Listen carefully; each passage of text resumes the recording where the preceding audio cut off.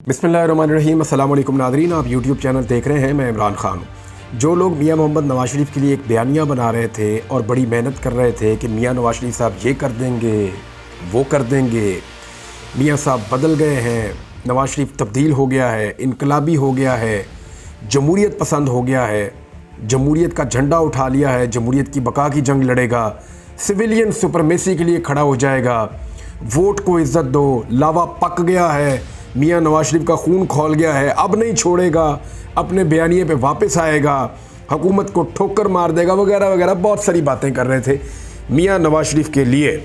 और ये बयानिया बेचने के लिए मार्केट में लॉन्च कर दिया गया था। पहले कुछ सहाफ़ियों ने कहना शुरू किया, फिर मियाँ नवाज शरीफ के कुछ बहुत करीबी साथियों ने कहना शुरू किया। तो पूरा एक खेल इन्होंने तैयार किया था कि मियाँ नवाज शरीफ को एक अपोजिशन लीडर या हीरो टाइप या इनकलाबी टाइप चीज़ बनाकर पेश किया जाए। लेकिन उसका पोल आज एक दिन में खुल गया है। मियाँ नवाज शरीफ की बेटी पंजाब में वज़ीर आला है और पंजाब में जिस लेवल की फस्तायत, जबर, बेईमानी, फ्रॉड, धोखा, धांधली, नंगी धांधली आज हुई है, इसकी मिसाल तो 8 फरवरी और 9 फरवरी को भी नहीं मिलती। यानी जो कुछ आज हमने देखा, जो मनाजिर आज नज़र आए, तो नवाज शरीफ तो इनकलाबी नहीं बना। नवाज शरीफ तो आज भी इक़्तिदार की सियासत नहीं, इक़्तिदार की सियासत कर रहा है। उसको आज भी सीटें चाहिए अपने भाई के लिए MNAs और अपनी बेटी के लिए MPAs।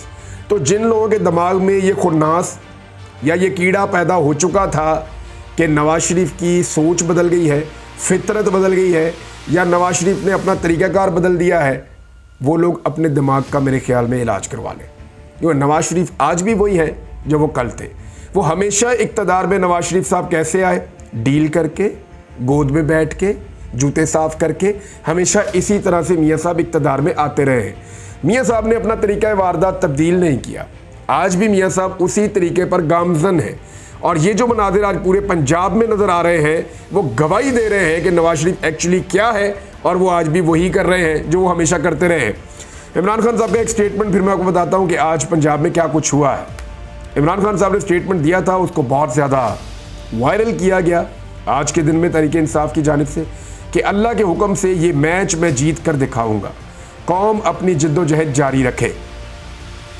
अच्छा, धांधली के बारे में ना एक दफ़ा इमरान खान के दौरे हुकूमत में भी धांधली हुई थी और इंतज़ामिया ने पूरी कोशिश की थी पंजाब में कि डस्का का इलेक्शन जीता जाए PMLN से, और वहाँ पे कोई धुंध शुंध का ये वो फ़ायदा उठाने की कोशिश की गई, बंदे गायब हो गए। कुछ लोग कहते हैं PMLN ने गायब किए, कुछ लोग कहते हैं मिली भगत थी, कुछ लोग कहते हैं कि इमरान खान साहब के दौरे हुकूमत में उनकी हुकूमत ये कर रही थी। लेकिन जो भी था, थी उस दिन धांधली। जिन लोगों को उस दिन वो धुंध और धांधली नज़र आ रही थी ना, उन्हें आज कुछ नहीं नज़र आ रहा। वो लोग आज बात करने के लिए तैयार नहीं है, मुँह खोलने के लिए तैयार नहीं है। कितनी नंगी धांधली है, इसकी मिसालें मैं आपको बता देता हूँ कि बहुत सारी जगहों के ऊपर तो लड़ाई और झगड़े हुए हैं धांधली की वजह से। स्पेशली जो मनाजिर हमने 3-4 जगहों पे, एक तो लाहौर में जो मनाजिर हमने देखे, जो गुजरात में हमने मनाजिर देखे, जो नारोवाल में हमने मनाजिर देखे, और जो शेखुपुरा में हमने मनाजिर देखे, ये 4 जगह तो कमाल ही हो गया। आज कसूर के अंदर इवन जो है वो बहुत सारी ऐसी चीज़ें नज़र आई और हम वो देखते रहे। यानी एक चीज़ जो मैंने पहले बताया था कि फार्म 45 जो है वो आपने हर सूरत में, मैंने कहा, पोलिंग एजेंट्स को हासिल करना चाहिए, और ऐसा फार्म 45 हासिल करें जिस पे तमाम पोलिंग एजेंट्स के भी दस्तखत हों प्रिजाइडिंग ऑफिसर के साथ साथ। देखिए, प्रिजाइडिंग ऑफिसर ने फार्म 45 के ऊपर दस्तखत करने हैं, ये बहुत ज़रूरी है। ये वो फॉर्म होता है जिसके ऊपर लिखा जाता है कि फ़लाँ फ़लाँ पार्टी ने इतने इतने वोट हासिल किए। जब गिनती होती है तो आखिर में गिनती के बाद जब लिख दिया जाता है कि इस पार्टी के इतने वोट हैं, इस पार्टी के इतने वोट हैं, फ़लाँ पार्टी के फ़लाँ वोट हैं, फ़लाँ पार्टी के फ़लाँ वोट हैं, जब सारी गिनती होने के बाद ये लिख दिया जाता है तमाम पोलिंग एजेंट्स की मौजूदगी में, तो प्रिजाइडिंग ऑफिसर ये कहता है कि जनाब आप सब इस फॉर्म पे मुत्तफिक हैं। तो सारे कहते हैं जी मुत्तफिक हैं। तो फिर इस इत्तफाक के ऊपर आप सारे दस्तखत कर दीजिए। फिर एक एक करके सारे जो पोलिंग एजेंट हैं मुख्तलिफ पोलिटिकल पार्टीज़ के, पीपल्स पार्टी, नून लीग, जमात इस्लामी, तहरीक इंसाफ, सारे तहरीक लब्बैक, वो सारे इसके ऊपर एक एक करके दस्तखत कर देते हैं। फिर प्रिजाइडिंग ऑफिसर भी दस्तखत कर देता है। फिर जितने भी पोलिंग एजेंट हैं उन सबको एक एक फॉर्म 45 मिल जाता है।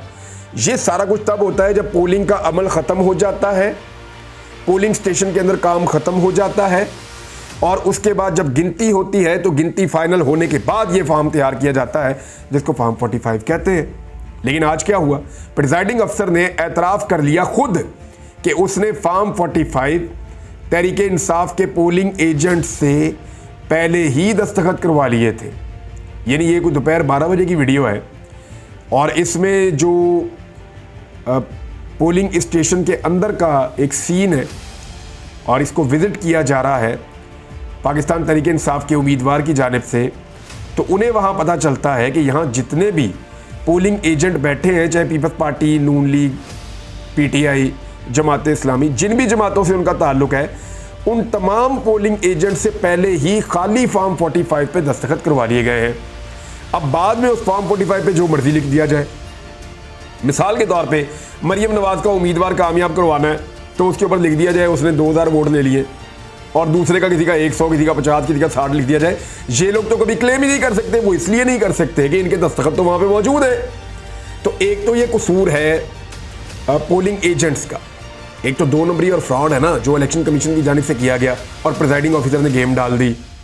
लेकिन जो पोलिंग एजेंट्स हैं उनको इतना तो पता होना चाहिए था कि भाई जब तक एक चीज़ कंफर्म नहीं हो जाती, हम उस पर मुतमईन नहीं हो जाते, हम उस पर साइन कैसे कर सकते हैं। लेकिन उन्हें कहा गया बाद में टाइम बड़ा ज़ाया हो जाता है तो तुसी उन्हीं साइन कर दो, तो उनसे साइन करवा लिए गए और ये छापा मारा और ये मामला वहाँ पे पकड़ा गया।